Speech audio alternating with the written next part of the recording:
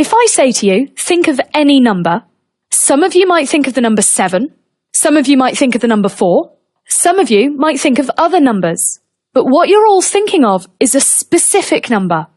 I want to think of any number. How can I write that? In algebra, we represent any number with a letter, and we often use the letter X.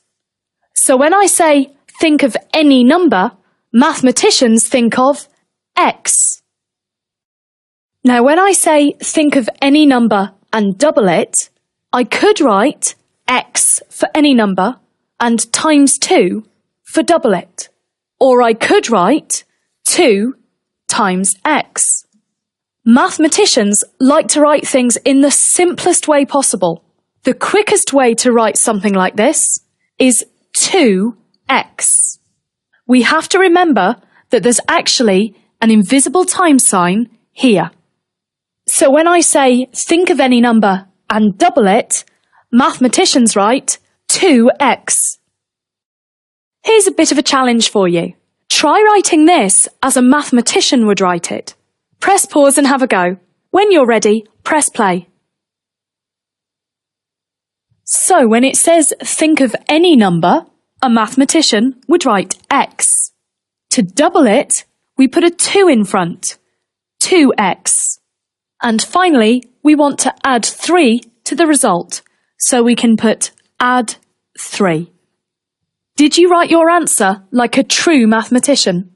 Just to check that this really does mean what's written up here, I'm going to try putting a number in.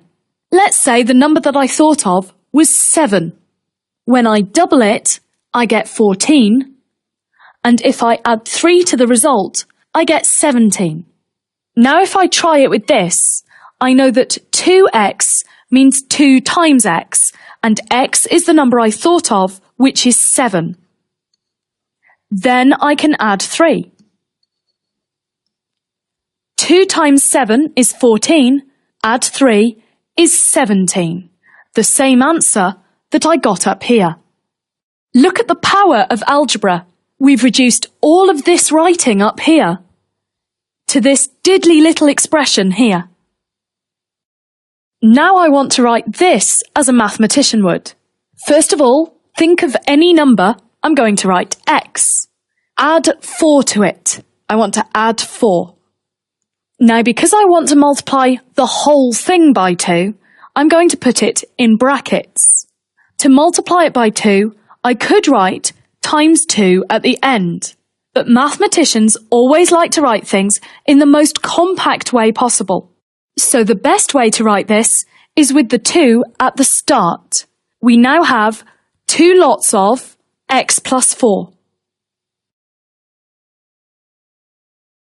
Here are 3 for you to try. Press pause and have a go. When you're ready, press play. So on the first one, we think of any number, that's x, multiply it by 7, so we put a 7 in front, and then subtract 1 from the result, so we put take away 1. In the second one, think of any number is x, take away 2 is take away 2, and now I want to multiply the whole thing, so I put it in brackets, by 6, so I put a 6 at the start. In the last one, think of any number is x, add 4 plus 4.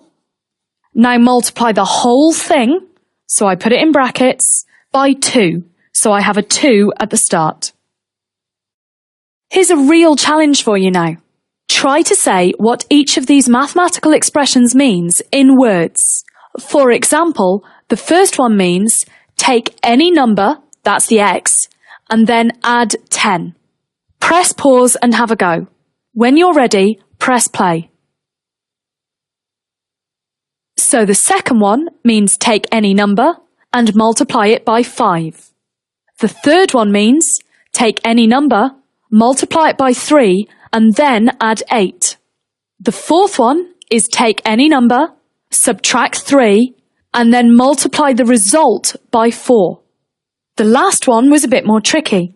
We want to take any number, that's the x, and add 4. Then this line here means that we want to take the whole of the result from the top and divide it by 3.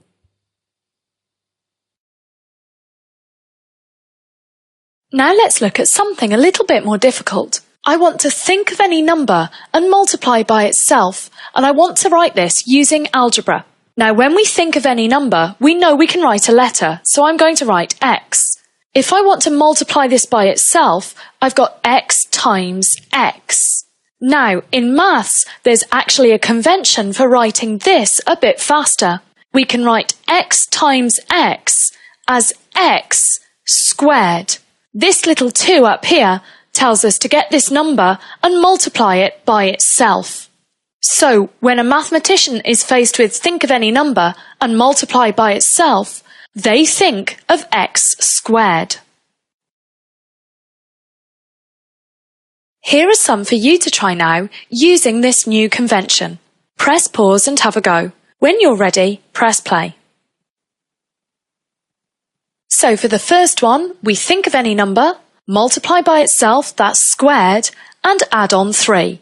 So we have x squared plus 3.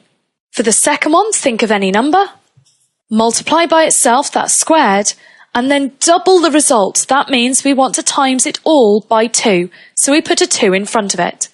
For the last one, we think of any number, that's x, subtract 5, and then we want to multiply the result by itself. Because we're using the result, we put it in brackets, and multiply by itself, remember, we show with a squared.